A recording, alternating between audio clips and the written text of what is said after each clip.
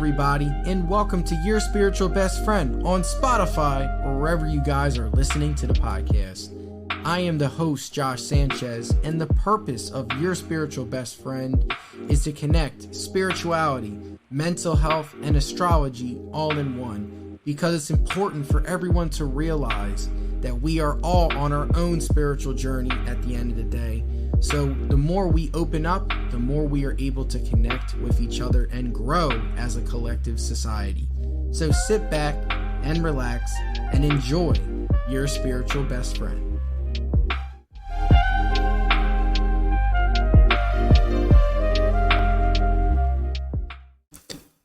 Hey everybody, and welcome to Your Spiritual Best Friend. I am your host, Josh Sanchez, and for today's episode, we're going to do a little special segment here.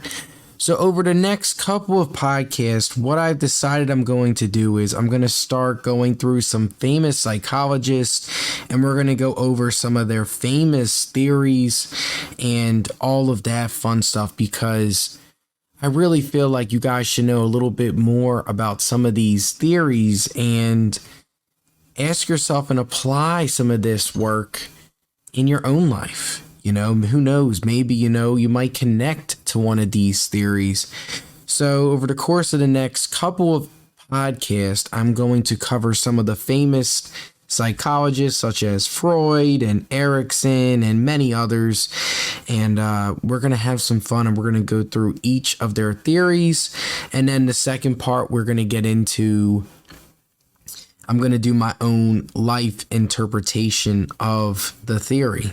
So sit back, relax, and for my astrology people, do not worry. I'm also going to do a podcast on Gemini season, so that'll also be coming up as well. So stay tuned for all of that wonderful fun stuff. But without further ado, we're going to get into our first topic. So for this podcast, we're going to get into some famous psychological theories that have been made and some very influential people. Now, whether you fully like them or support them, I completely understand, because some of these guys turned out to be pretty much weirdos. But we also have to give them some credit for creating some theories and really expanding the field of psychology. So I figured we might as well start with the famous Sigmund Freud. For those who do not know Sigmund Freud is a famous psychologist.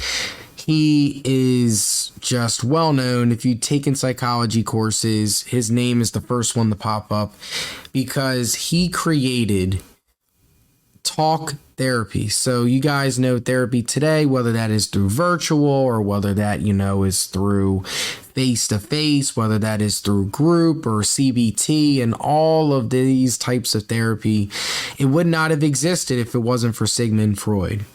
This was probably one of his greatest accomplishments and contributions to psychology. He argued that if people are able to talk about their problems, that it would help them realize some new things about themselves and also help them get through some of the hardships and tough times that they're going through. And this was something he realized through conducting therapy sessions with his clients. So he's had a couple of his clients, they opened up and they shared what they were going through. And Dr. Freud, he pretty much came to this dilemma himself, which was very interesting. And in the book, one of his cases, Anna O.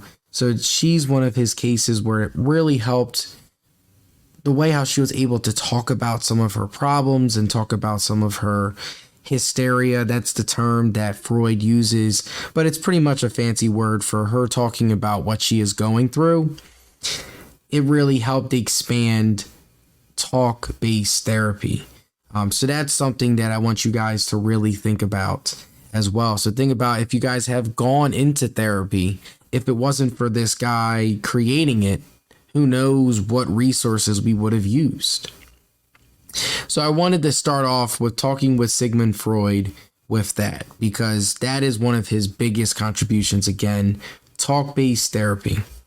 Now we're going to get into some of his theories. And what we're going to do is we're going to go through some theories, and then we're going to apply a little bit of real life situations to explain these theories in simpler details, because we all know that when we think about these theories firsthand, it can be overwhelming, and some of the terms that they use can be very, very advanced. So, we got to be able to simple it down so that way, we can all understand what's going on.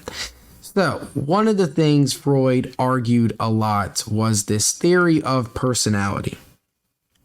He wanted to figure out what were certain effects of personality and all that fun stuff.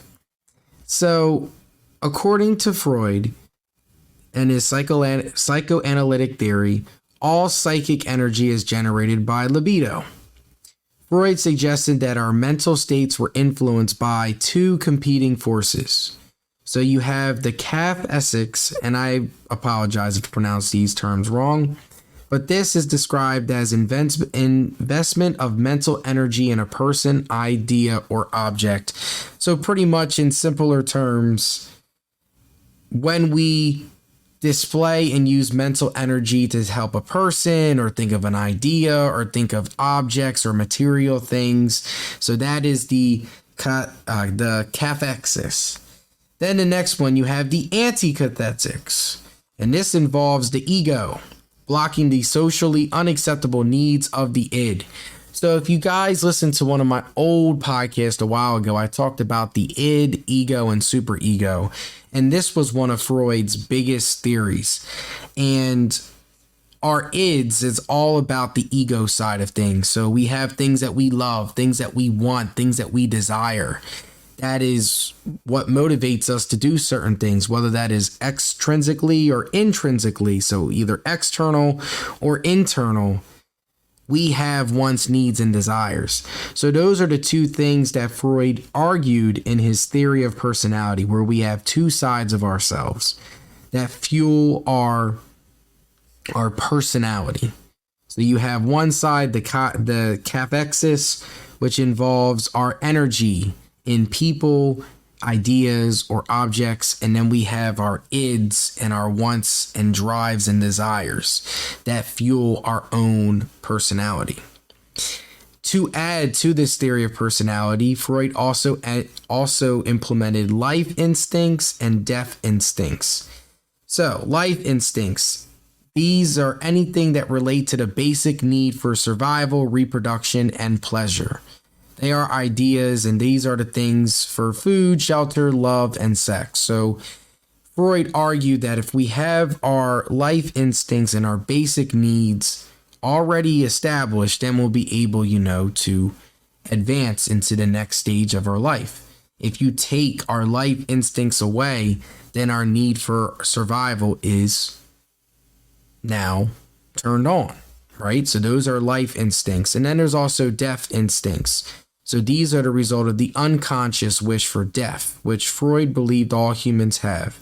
Self-destructive behavior was once expression of the death drive, according to Freud. However, he believed that these death instincts were largely tempered by life instincts.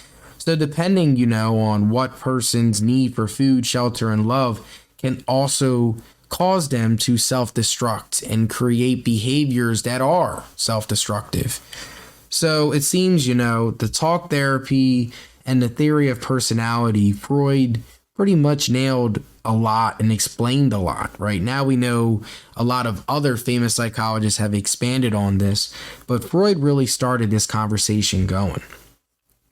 So before we get into the psyche, which I know I mentioned a little bit of the id, ego, and superego, I think it's a good time for you guys, let's apply this first theory of personality into our own real lives. So I'm going to use my real life as an example, but I want you guys, as you're listening to this podcast, think about, real life examples for you and how you can apply this theory.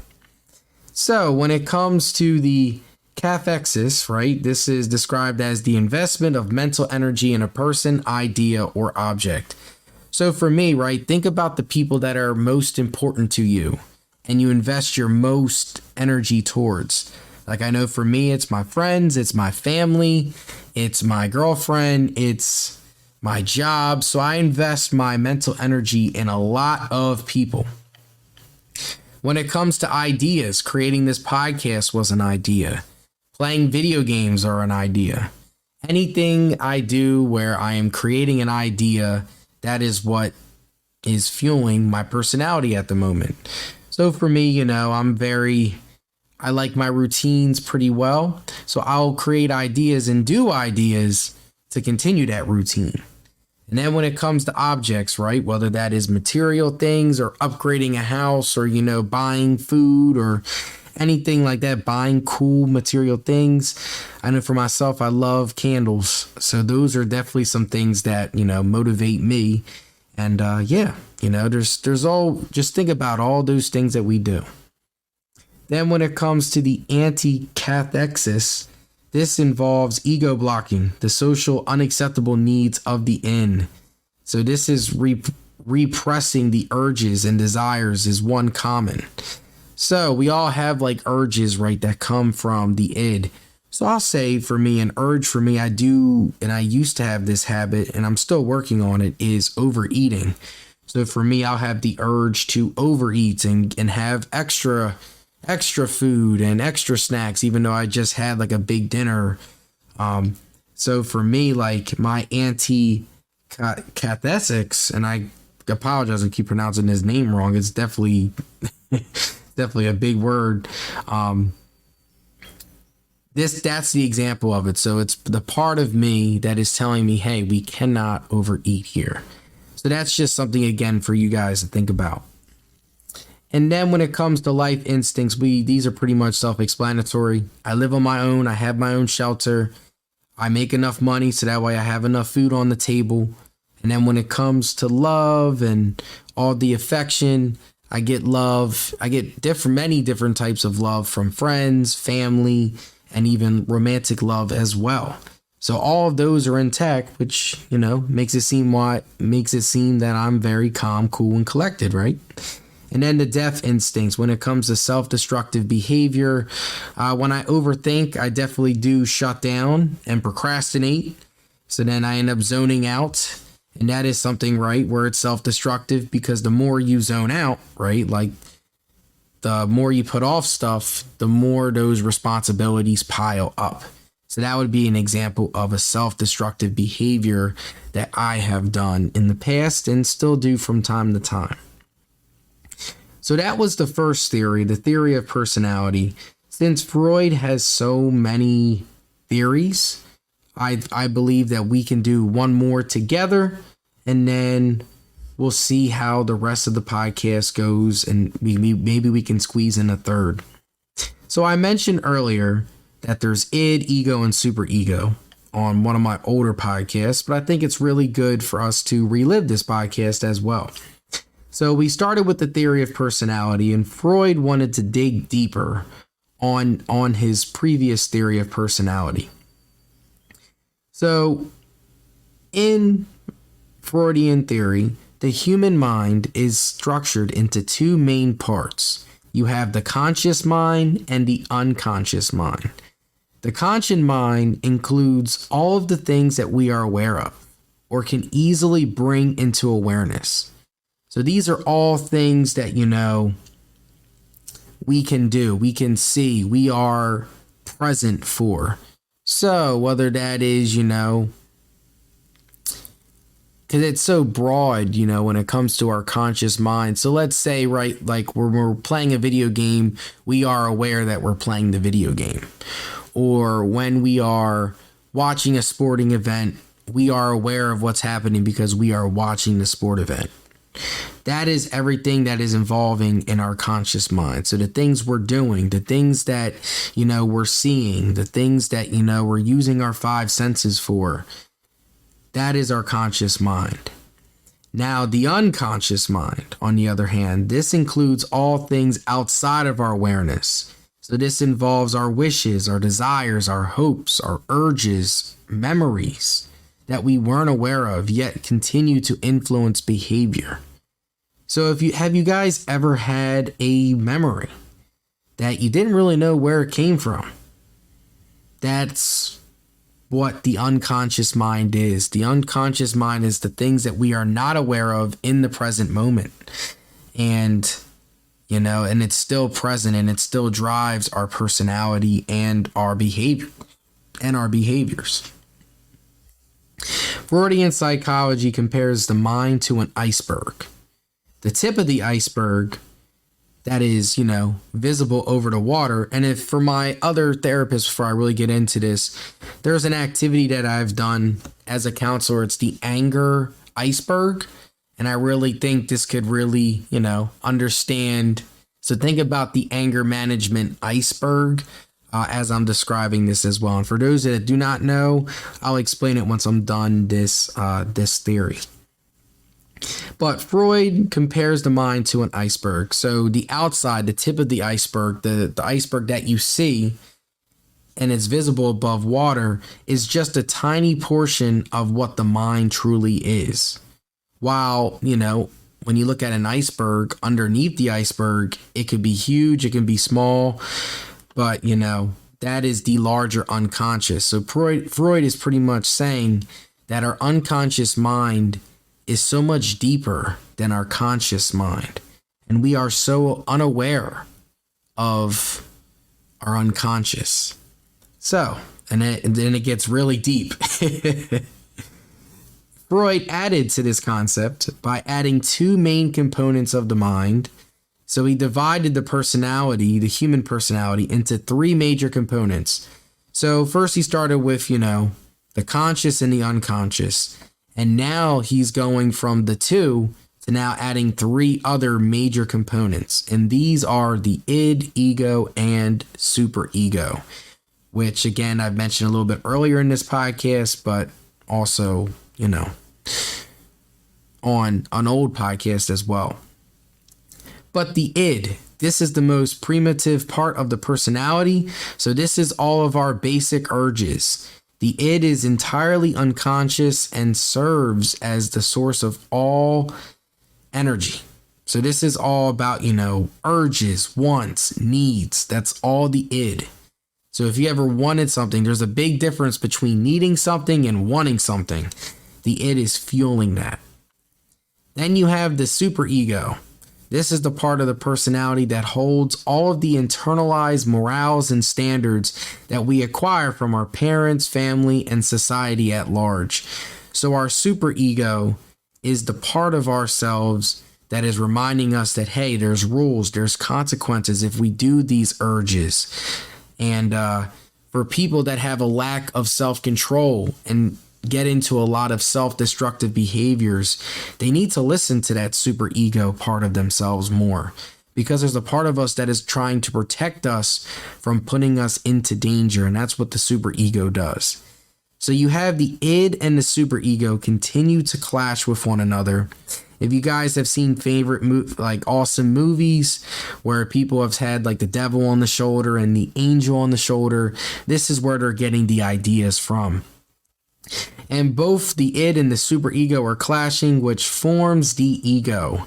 And this is the component of our personality that deals with reality and helps ensure that the demands of the wants and needs are satisfied in a realistic, safe, and socially acceptable way.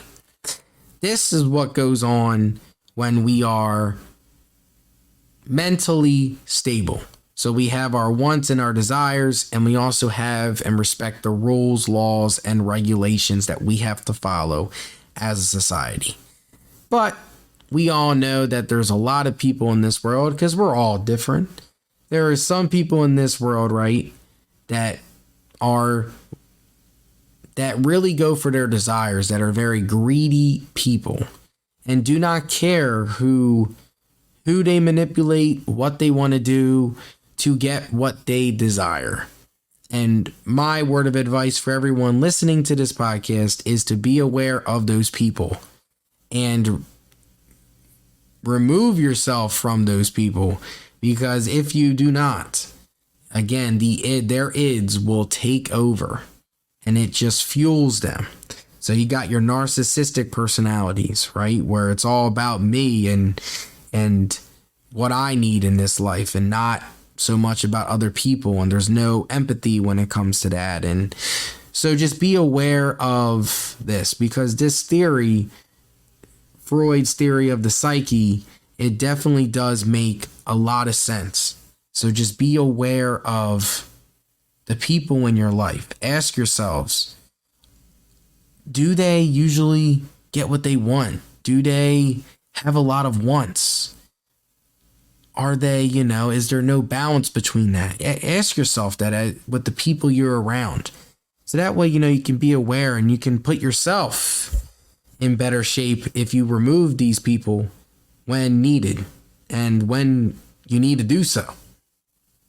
So that was pretty much Freud's theory of the psyche. So I figured, we can connect a little bit of this theory and apply it to, some real life examples. So when it comes to the conscious mind, things we are aware of. For instance, what am I doing right now with you guys? I am recording a podcast, so I am aware of what some of Freud's famous theories are. I'm also aware of how long I want this podcast to be. I'm also aware of the certain topics that I'm bringing up in this podcast. So this is all about my conscious mind.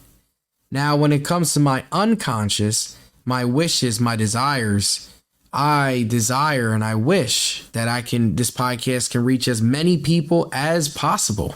So that way, other people are learning and other people are being aware of certain stuff. So that is something, would be involved in my unconscious mind. This is something that, I do not bring to the surface all the time, but I think about it and it fuels my personality. So think about how your conscious and unconscious mind works. What are some things you want and desire? What are some things that you are aware of? Just think about that for that first part. And then when it comes to the id, so our basic urges. I know I mentioned earlier one of my urges was overeating. So for this one, I'll do a different urge. For me, I definitely have the urge to just want to do things spontaneously without letting people know what I'm doing. There's like an urge to be impulsive. This is where, impulsiveness comes in. This is where we do things without thinking about the consequences. We just do them just to do them because we have the urge to do them. So for me, I would say, randomly buying sporting game events and randomly buying food when I shouldn't be buying as much food, or, randomly just playing more video games than I should have. So these are just, some urges that I have that, I need to be aware of and challenge them. And then the superego. This is where, we acquire things from our parents, family, and society. Like we all know, we have laws. We can't steal. We can't commit murder, we can't, there's a lot of things we cannot do and that we're taught not to do. So the superego is just that reminder. So I would say for me, those two, my id and superego, definitely do clash many times, especially when it comes to wanting to get stuff done. Part of me wants to get it done right away. Another part of me is like, okay, you could still take time to do it. And there's just a lot of clash there. And then we have the ego, which is doing things that are socially acceptable. So for me, I have the urge to want to communicate with people, right? So my superego is telling me, all right, well, you can't go and connect with strangers, right? Because that would be unsafe. So what can you do that's in the constructs of society? Let's create a podcast. Let's send this out. Let's create a YouTube channel. Let's create this. Let's create that, right?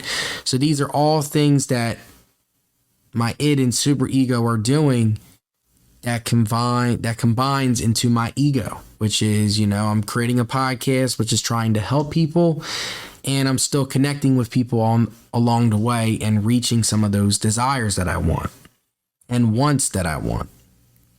So that is how all three of these are just combining into one. So when it comes to Freud, I wanted to just give you guys those first two theories to start off this podcast.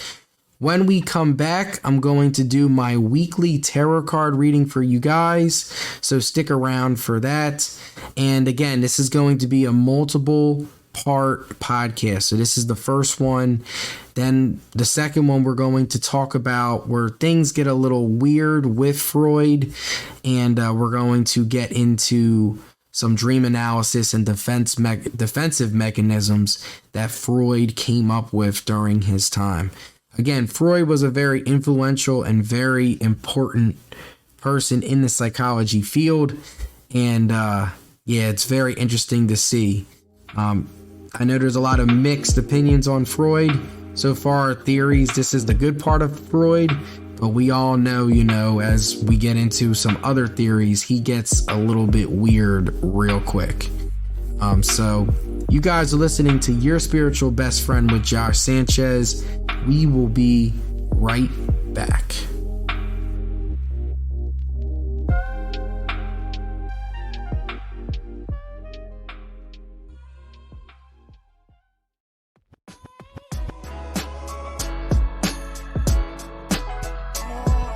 Hey everyone, this episode is brought to you by Podcash as a collaboration between Racket and Stir.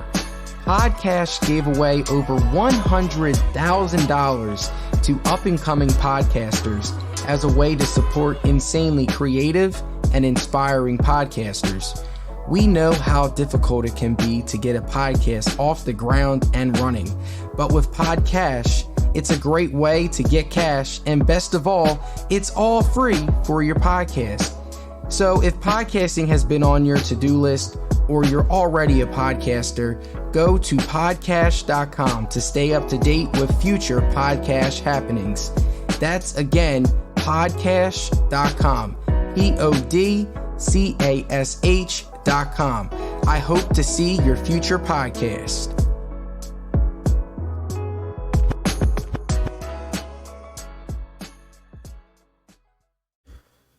All right, everybody, welcome back to Your Spiritual Best Friend. I am your host, Josh Sanchez. So for the first part of our podcast, we talked about Freud's theories. We talked about Freud's theory of getting us into talk therapy. We also talked his theory of personality and also his theory of the psyche. So two very deep, in-depth theories that we really got into. For the next podcast, we're going to get into some of the weirdness of Freud and what led to, the controversies and what led to that. And but before we get started, though, I just wanted to give you guys and give my source for the first topic a very big shout out. Very well mined. It's a great resource. It really gave me, some of the understandings of Freud. I also took what I've learned from my undergrad and graduate studies at Eastern and Cabrini University. So I got to give a shout out to both of them as well. But when it comes to our tarot card reading, we're going to do just for this weekend because I know it's Memorial Day weekend. And then for the second part, we'll do one for the rest of the week.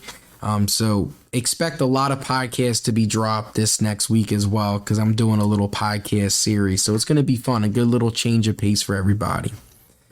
So my question for my ancestors and for everyone listening is, what energy should me and everyone on this podcast expect for the rest of Memorial Day weekend?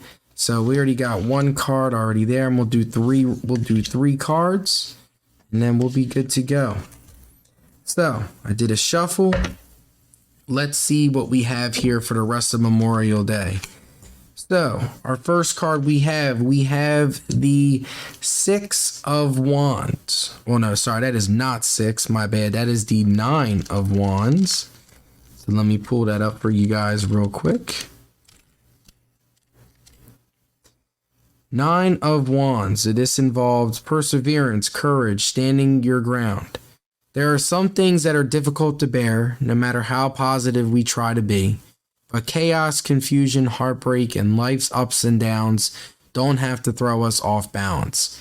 Even if we have no control over what life throws our way, our reactions are always of our own choosing.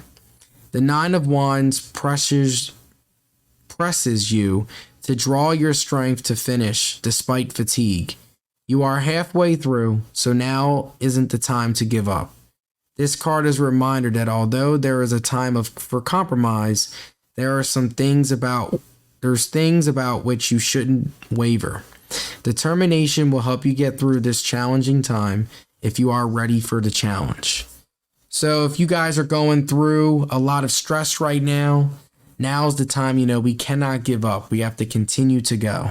And I know Memorial Day, I know especially for me, it's very big on family. I know this year it's going to be a little bit different than usual. So, just continuing. And I also know I'm in grad school too, and definitely starting to feel fatigue setting in. But we got to continue, to push through, because I will be done in the next couple months. But for my listeners, think about ways in which whatever challenges you are facing, do we feel drained from them? Do not give up. There's good, and determination will help you get through this. The second card we got the Eight of Swords. So this card, I've gotten this on a bunch of readings recently. Eight of Swords. It's feeling stuck, unproductive, hopeless. The Eight of Swords in the upright position stands for feeling stuck in a repeated cycle or feeling bound by outside forces. You might feel surrounded by danger, and this could make you hesitant to make a move. A lot of times when we feel trapped in a situation, the emotion we are actually experiencing is fear. What is it that you're afraid of? Could it be a fear of lack, of failure, being alone, being abandoned?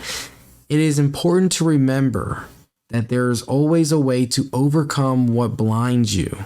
Whether this is relationship problems, all the above, family problems, health declining, you can turn things around. However, you can fix what you acknowledge.